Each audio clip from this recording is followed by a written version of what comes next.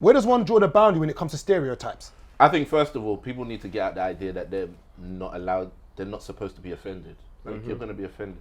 You're going to be offended in this life. Whoever told you you have a right to not be offended, lied to you. So I just dropped my app, www.ChisoLifts.com. Online personal training. You got custom meal plans, custom training plans. With the training plans, you got a video showing you how to do all your exercises. You could log in your sets, your reps, the weights you use, and literally every month I changed up your plan. In the description, you got a code BESTU20 at the moment. You can use that to get a 20% discount for life. New episode, a really good one. This one is just pure jokes from the jump. Got Ola comedian, you got Babatunde comedian, we got Gabriel the comedian today, and myself. Hope you enjoyed this episode. Is that we're starting this? No, I'm saying I'm thinking. No, it's fine. No. Why are you crossing your legs? Brother, I'm not gonna lie. No. I'm 35. I still can't cross my legs. So that man's got the plantation. No, but I don't get how. I need to cross his legs. I'm already knowing what my man is dealing with. Wait. First of all, let's pause it 1 second. Pause. We've been 2 minutes in. You've already asked me if I'm going bald. No, I'm saying because you got your hood on. No. But you already said I'm going bald, and the next thing you're now questioning is my manhood. Okay, whether I can rearrange organs or that's the next thing. I'm just saying you crossed your legs, innit? Very comfortably. Very comfortably. Brother, I cannot do that, bro. It's even a struggle to do this one. You understand? I can see where it's going. I see where it's setting the tone. Maybe that's why we married, boy. And single out here, son. Yeah, I'm a good Samaritan today. You know, I'm a good Samaritan. I'm fine. You're bullying us. I'm happy that you set the tone because, you know, I was bullied when I was younger. You know, I didn't always have it as decent as I might have. So it's a go. Yeah, you should know. You wasn't bullied. You definitely was bullied at school. I can never. Tell. You was a victim. I bullied. Wow. This is in school. I wasn't bullied at school. I was not bullied at school. Wait. Wait. Put the camera on me. Put the camera on me. Wait. Adjust your phone. 1 sec, my man. Put the camera. Oh, his uncle. Oh, okay. You were bullied at school. Never. Brother, we would have bullied you. You wouldn't have bullied me. You would not have bullied me. In school. Bro, you went to my college. You're a man now. Did you bully me in my college? I was a bit grown. We're men now. In school, you've been bullied. Never. You. I got tested. 100%. I was not bullied. They would have called you victim. I'm telling you. How? In what school did you go to? I went to a very rough school, bro. Yeah? And I was not bullied. Ask anybody. So you had your lunch. I had my lunch. Are you alright? I was asking. I had my lunch money and everything. I was asking. But you were a skinny wrench back in the day. And I can admit that. Alright then. But you see so you were bullied, not me. No, but you see with the short guys. No, see with the short guys. No, wait, hold on. You was bullied, right? No, when I was in school, I can admit that. So understand the difference between me and you. No, it's fact. You was food. You was food. I wasn't food. I was not food, bro. You was food. I had lunch every single lunchtime, bro. Had my lunch money. You was food. I had my lunch. You was food. He said that's why you was wait. And you ate your food. Wait. And you see the belly on me right now. And you never had to do people's homework. Huh? You never done people's homework for them. Bro, you're an idiot, bro. Move up, bro. What do you think we are in America, bro? Like, it came my books. No, because what is sometimes the trauma we go through as kids makes us want to jump into marriage so quick. Because man has to come for the single guys. No, we can do this. If it's the Montagues and Capulets tonight, let's do this. If we're doing Montagues and Capulets, let's do it. A man asked me, did I have my lunch? Yeah, I had my lunch. But he was food. Okay, we'll take a seat. Understand what I was.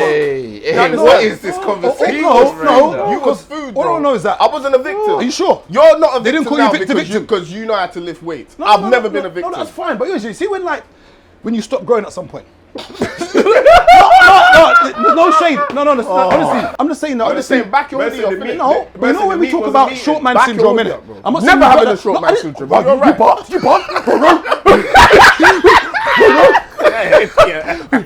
Yo, fool. Yo, idiot. No, I've never had short man syndrome. You see with you comics, yeah, I tell you what it is, yeah? You lot will come on stage and start cussing us, yeah? Us civilians in the crowd, yeah? You don't realise it's hurtful. No, I realise it is. That's why you see what I'm saying? I made a pact to only use it for good. One second. If you're messing up, if you come for me, then yeah, I might have to rip you apart. What is just come out the gate? What he's basically trying to say. See, when I questioned him about his hairline and then the crossing the legs, I brought up bare trauma from his past. It's true. That's basically what happened. And this is what I'm trying to say. Yeah. Victim. Oh wow. The lunch eater. Wow. You get what I'm saying? I was the lunch eater. I went to give it a top dog, you know. Wow. All right then. Wow. Let that be known. This is like jail I rules. ate my lunch and certain man with food. You get what I'm trying to say to you? I'm they said, come in, I'm not come gonna in and strike the biggest guy. Man's gonna start using the L and spray Beijing. It was character building, you know, and I think we become too sensitive now. I think sometimes we need this kind of, not saying bullying is fine, but I think sometimes we need to, these things that happen, it builds character. Yeah, it does. It makes us a bit stronger than normal. You know, I got bullied in school. I'm pretty sure you did. I'm sure that you got bullied. I did, yeah. You know, but not for like that version of bullying that you guys are talking about. I didn't experience it. No one would take my lunch money or anything like that. It was more like just being teased or mugged off or tested. like, You got about tested. being smart, really. Seriously? Being a boffin, yeah. Boffin was the word that was used at the time for some weird reason. But like, just basically getting good marks in class and kind of being studious and speaking this way. speaking what way? Sorry. The way I speak. What's the way you speak? I'm sorry. Don't try going like you don't know. Man speaks bare posh and things, bro. I didn't say you're well spoken. It's not posh. No, You but pronounce your words correctly. I do. But I'm saying that was Is it called enunciation? The Queen's yeah, I know, thing. but that was cause for ridicule when I was younger. What school did you go to, sir? So I went to a few schools. It started in Beechwood School, which was a black-owned private school, funny enough. Okay. And so I had friends outside of school, but even in school, you know, there's still a wide range, even though it's a private school. And that was a cause to ridicule me. Now, how I dealt with that and how I deal with that has always been way more mental. I've never really gotten into that many fights. I don't really fight people, but in terms of what I can say and the way I can why is it think. when he tapped on his head, like, you just zoomed in, like, what are you trying to do? Oh. What are you trying to say? everyone's Hey, like, having on his name's Chrome or something. No, he zoomed in. He zoomed in. What's good? But No, the moment he did that twice, he went in. You went in and out. Like, I was like, bro, what's going on? But that's the thing. Like, I've had this from a young kid. So like, that's not even like what gets me. Minor work, bro. This is like it's the cameraman, I'm not not gonna lie, me. punch man for Don't less. try to say. Hey, today. no, the moment he did this, he went forward and went back. Then he did this and he went forward. I was like, bro, what are you trying to do? What are you trying to say? I just thought we was having a brotherhood meeting today. I thought We we was gonna are. sit down, the fraternity. We are. Fraternity. I don't know what's going on here. Fraternity, yeah. I don't know what's going on here. But I thought they brought a different energy today. Man. He started it, you know. I said jail rules today. What would you say is off boundaries now? Like, are we too sensitive? What's off boundaries now? Like, what can you joke about? What can't you? So, for instance, you know, obviously, Babatunde stopped growing at what, 11? No, be serious. Yeah. You stopped growing at 11 or 12. I mean, Was it like 18, 21? I think you stopped growing. No, I'm talking about you.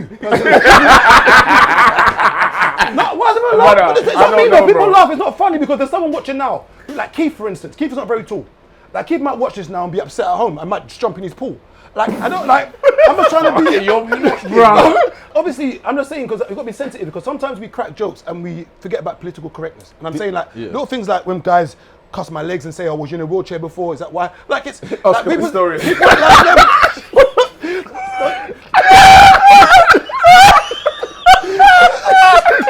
But we're laughing now. But there's somebody in a wheelchair now who might watch this and be like, I'm not gonna lie. "These guys laughing at me." Did you see the guy yesterday on flipping on Instagram? Like I don't know what are the boundaries on now. Twitter. The 5'1" guy was complaining on. Oh, yes, Yeah, yes. he was getting mad, but he's always cussing women all the time Oh, I on saw Twitter. that. So yesterday he was getting proper upset and riled up. Then he's put his height 5'1", and the thing is, So what do you even do when you're everybody's 5'1", there though? laughing, and I was like, laughing. rah, that's where this pain comes from. Because 5'1", isn't it? you're 5'1", your options are limited. Even girls I know who are 5'1" are not dating a 5'1" man. No. Even a girl who's 4'7", yeah. not dating a 5'1" guy. Yeah, they're not going for 5'1" man. They're going for So guys. they both our can't height. reach for the top shelf. Who? There's one carry No, one. you know what you do. You put her on your shoulders. You put her on your shoulders and You bunk up. yeah. You're just thinking of like a gym man, bro. Ain't nobody putting no one on. No, but that's how you're gonna reach the top shelf, innit? For me, in terms of comedy, like I don't think it's necessarily just like the topic. I think it's a complex of the topic, what you have to say on it, and where you're coming from when you say it. Like I feel like you can do a joke about sugar, which is something very innocuous, but it can be very, very harmful depending on how you say it and who you say it to and what you're saying. So I don't usually tend to go with like, oh, he mentioned the R word or oh he mentioned the R word, blah, blah. sorry? Roger. Oh, no, I was trying not to mess up his algorithm by saying the word. No, I didn't know what you meant. Sorry. So you might not want to, but I think if you make a joke that says like, for example, if you make a joke about African people, right? if the butt of the joke is always look how silly they are, or look how uneducated they are, the accent is just funny in and of itself, I don't tend to go for that, right? Now, does that mean that there aren't funny things about Africans? Yes, there are, but I wouldn't make the joke personally. Like, if I'm going to talk about my parents, I'm going to give them a bit more depth. I'm going to let them be a human being. I'm not going to reduce them to just an accent and over-the-top foolishness or being very stupid and not being able to pronounce words properly. That, for me, is what I wouldn't do. But that's because of my agenda in terms of why I do comedy. Why do I speak? I speak because I kind of got points to make, and I find that comedy is a very clever. Can I show you and something? I'll tell you what you could get away with. You see, I was laughing about height. What I realised here, from Twitter especially, I run jokes all day. Yeah. But I only run jokes on men. Of course. Yeah. Anything men related, I could run jokes about your legs, you not being able to bench 100k, your belly, things like that. You talking about me personally? Just no, I'm just saying. No, I just. You're bro. No, bro, you're as I was saying it. No, because the way he's tensing up, like. No, because the way he charges everything, I'm just making sure that. You know what I mean? But you get what I'm saying? I could run jokes all day. On men. Yeah. Specifically straight men. Yeah. I don't run no jokes on women, no jokes on the LGBTQ community, all of that. Yeah. Everything like that, I avoid. Just go back to your point. What I've learned, because back in the day I used to do all that nonsense. The accents, the this, that, making people, reducing people to basically caricature. Yeah, you know what I'm saying? If I'm busting joke, I can't punch down on people. You understand what I'm trying to say? But isn't that what comedy kind of... Isn't that what humour is? Isn't that what we... Well, funny enough, like every joke requires a descent of power, right? Someone has to go from a high status to a low status in every joke. Even if it's you, the person listening, somebody you're joking about, there's always a descent in power in every joke. But here's what the key is here. It's what's your intent and what are you trying to get across, and how, if you're being very ignorant about something, there's times where people will allow you to be ignorant, but there's a certain level of ignorance for each person. Each person decides this is too ignorant for me, right? It depends on the IQ of the crowd.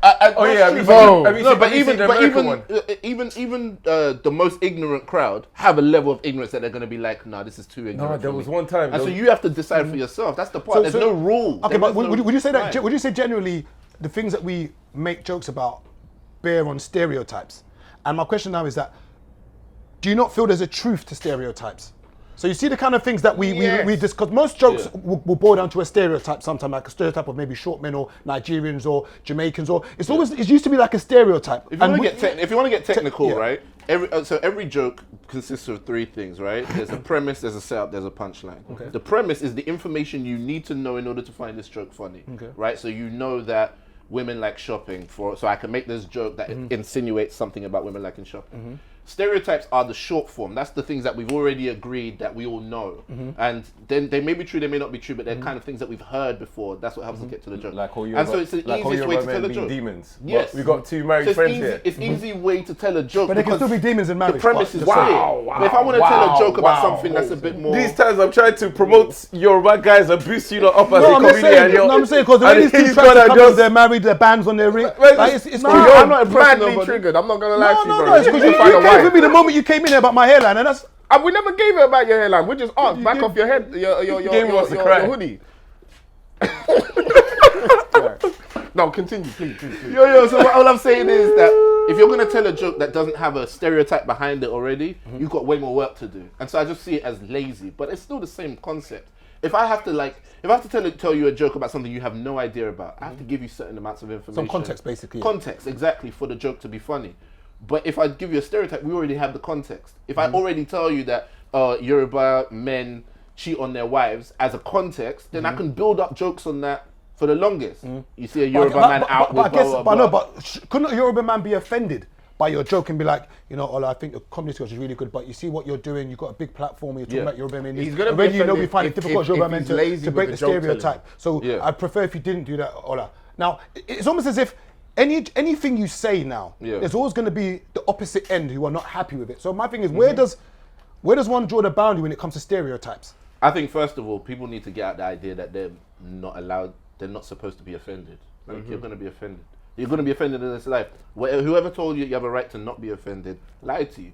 It's just a fact. Because if we're going to pursue truth in any way, we have to accept the danger that comes with it, which is that we might get offended. I might find out something about my, like if I ask you to tell me who am I really, like tell me who I am, tell my personality. I have to be willing to accept that you might say something that might offend me.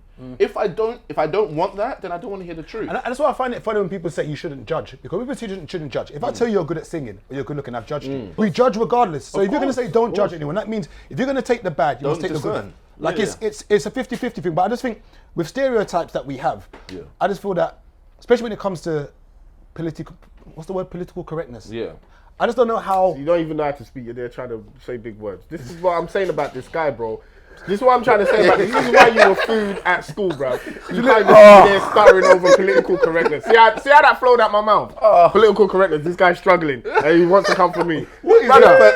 This goes back. Diction. You know, do this. Ma, pa, pa, pa, ba, ba, ba, ba. You do that. I went drama school. If you do that every day, you be it's cool. We got some comedians today. We got some comedians in here today. That is good. That's cool. It's cool. You know that's a typical Nigerian thing. You know when someone's speaking, see your mouth. It's cool. You know when they let the pit bull off the leash? It's fine. It's cool. It's cool. No, that's all right. No. I can take it.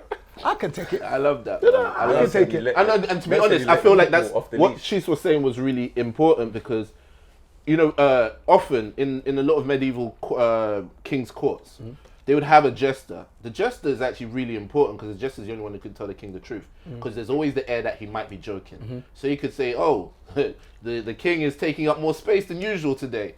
That's the only way you can tell the king you're getting fat, right? Because he might be joking. You know what I'm saying? So the part that comedians play in disseminating truth so that people can accept it in a certain way is very, very important. But you have to be willing to be offended. So when guys get around and I roast you for this, well, you made a comment I don't know if the camera was on at that time about my belly. Now, in my estimation, I know I've got a big belly, but I might not know how I'm viewed, right? So if I go out and solicit information like, how do you guys see me? Do you see me as like a big belly guy? I might. Why'd you laugh at that? Let's say I was setting up the joke. Don't try it. No. Let me break something down to you. Our IQ level is here. Wow. Just chill. Chill. Wow. That's what I'm saying. On guard, son. You know what I'm saying? Okay. You want to roast today? No problem. It can happen. Watch when the camera switch on. But you know, funny enough, when you talk about IQ level, you know that test there is not a sign of a person really being smart. Yeah. It's just a test. So you could technically study for it. That's what people don't. Yeah, that's why Stephen Hawking's made a statement about it. But how do you grade intelligence? People that score lowly tend to say that. How do you grade intelligence? There's some use to it. There is some use to it. Stephen Hawking said something about that. He was like, right, you can't really generally. I was about to say something. Okay, are you intelligent? My IQ level ain't like, it's definitely like it. I can tell you didn't answer yes or no. Are you intelligent? There are many forms of intelligence. There's many forms. No. Do you consider yourself as intelligent? Yeah, I'd say so. And what are you basing this on? Genuine question. Street knowledge, son. I know all the back roads. I know where to go, where not to go. I know all the real. You know what I'm saying? For me, all the real brothers out here, I'm connected, son. Because when we talk about intelligence, I say no, go to. Some people use being able to regurgitate information as a form of intelligence. So, for instance, you might be able to read a book and you learn you remember everything. So when you go into the test, you can literally verbatim, write it all down. Yeah. Okay. There's a second form of intelligence I think, which is the most important, which I could be wrong, is problem solving. Okay. I think that for me is the height of intelligence. So, for instance, when you have inventors, somebody who might have thought, okay, we need to get from A to B. Yeah. Okay, it looks like there's a certain speed we can do it on ground, which means that let's try and see if we can do it on air. Yeah. Okay, so that's how I grade intelligence on whether someone can problem solve. And I think one of the biggest problems of academia is basically that, for me, it's just regurgitating information. It's rigid. And I don't know whether that's a good gauge I don't know if it's a good estimate of knowing how, can we use the word intelligent?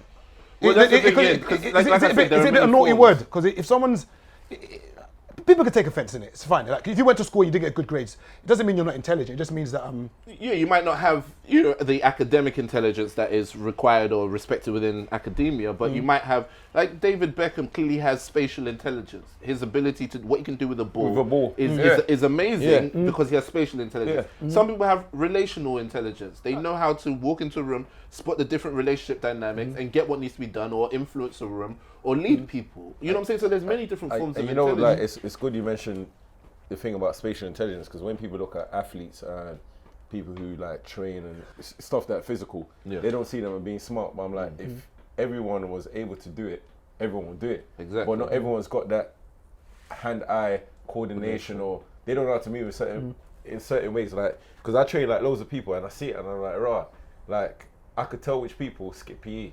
Yeah. Just by the way they move. Yeah. You know what I mean? And you can tell which people used to enjoy it just by the way they pick up on certain things. And it's a thing that... So did you skip PE? What the hell's going on, man? Why'd you... What kind of... Everything sounds like shots today. Wow. No, but I'm gonna punch man for that. No, what is going on here? No, you agreed. You need to headbutt him for that still. No, you agreed. I didn't you agreed skip with PE, him. but I'm not the If most... that was me, No, I'm saying- remember them man back in the day, man. If that was me, No, I'm just asking a Hey, question. Ola, just a light headbutt. What's going on today? No, but can I show you something? You see what you're talking about?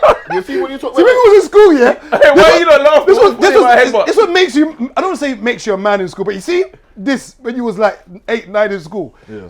It's either you went, or you fought back because this guy, what he's doing to you today? No, It's barbershop energy. It's cold. This barbershop energy. The heaters on today. Wait, quickly. You see what you're talking about, like different types of intelligence. Obviously, you got footballers with the spatial intelligence. I think with comedians, it's the same thing, because when we walk into a room, we have to read the audience before we go on stage. Before you even say even it, when the comic is on stage, Okay. you're reading the audience, reading. When you're on stage, Yeah. you're giving them jokes. You're like, boom, throw this out there. How do you respond? Okay, I know where you guys are at, intelligence level. They might not get offended by this joke and that joke. They can, they can receive it. That's so. That's a form of agree, intelligence. Like I if agree you, with you. a lot of comedians, when they speak about society, they've developed a certain societal intelligence. They've had to hold a mirror up to society so long. They spent so long analyzing people and how people operate. And so when a comedian is speaking, I before I became a comedian, I was such a fan because their commentary on society was so amazing to me, the way they could pick up on things. And so even when you go into a room, you're performing, one of the key skills that you need to have is that you need to both be present but analyzing. You need to be in the moment that you can respond to somebody if something happens. You need to be able to recall what you've written beforehand and do your joke as it is. But you also need to be reading the room as to like, all right, I'm noticing I'm losing half of the room over here. What's going on over here? There's a lot of calculations. You don't know all of this. You're not saying, I'm doing these calculations. So you're saying that there's times you've gone on stage and like you've already had your skit or your script in your head, but then you've clocked the crowd, clocked in and thought, you know what, skip that. I'm going to this. You have to. And so that's why it's not this. Let me not spoil the secret sauce for you. We do prepare a lot of these jokes. They don't just all come out of nowhere. But at the same time, you can't go in there rigid and just recite your jokes. You kind of have to read. You have to feel it. You have to know how long of a pause to take. If you're taking too many pauses, you're losing them. You need to speed up the pace of it. So there's many different calculations going on, in the same way that if a footballer goes, I need to get the ball round, up, over the line and into the goal past the keeper, he's not necessarily doing the mechanical physics equation of how the ball needs to move. But he has a sense of it. He knows how much power, how much swing, where to hit the ball, how to even position his body. And all of these calculations are intelligence. And that's what I'm saying, is that like, in academia, there is a form of intelligence, but there are many forms of intelligence. And I just think when we talk about people being intelligent, all we're doing is we're watching somebody who has taken in the most information, analyzed it, processed it, and applied it to what they're doing. So if you think I'm intelligent with the way I speak, it just means that I've listened to a lot of people,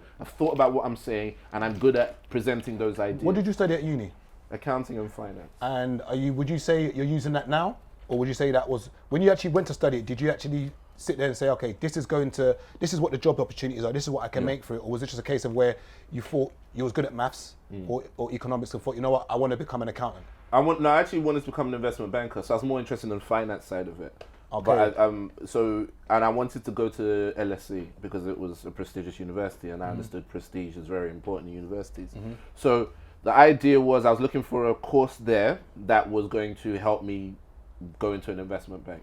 And then I pivoted whilst I was at uni and went towards comedy. Okay, now would you say that would you say that as an accountant, do you need to go to university to be an accountant? You don't need to go to university. No, because there are professional qualifications for that. So you could go take the ACCA or whatever it is.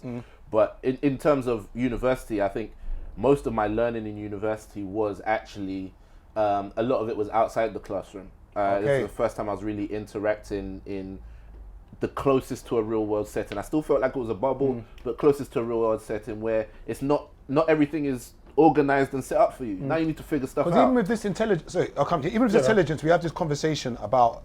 I would say that it's good to be book smart. But if you don't know how to apply yourself, it's pointless. So, for instance, you could have all the intelligence and have a first class, but get to an interview and know how to apply and adjust. Now, with the accounting thing, I always say, with intelligence, I like to have the argument about experience and being book smart as an academia. If you was to put them, Babs, on a scale of, on a Libra scale, what would you say is more important for the young boys watching? Would you say, I know it depends on the field you're going into, but would you say it's more important to have qualifications or to have experience?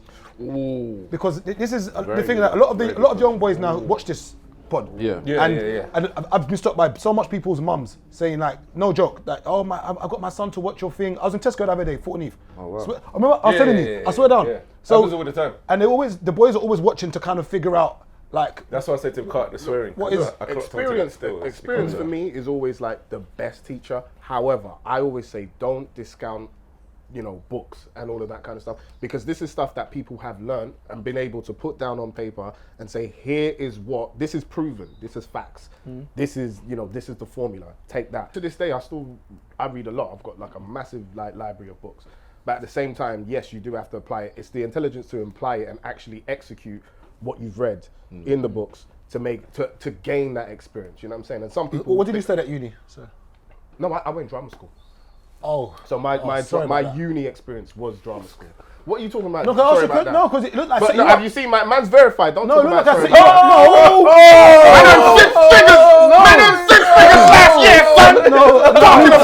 He was a Channel 4 man. No. When you say he stood up, did you actually stand up just now? TV screens, man. What was that, sorry? You said he stood up. Did you actually stand up just now? No. I don't know. You know what? You know what's gonna happen? He's gonna be talking like about something else. So Jesus, and then you can see the leap. No, I'm just wondering because sometimes people go and study things. For instance, I'm happy you didn't go to university to study drama, because I'm gonna probably make a rash statement and say that if you're a good actor and you've got connections, you don't need to go to university to do performing arts.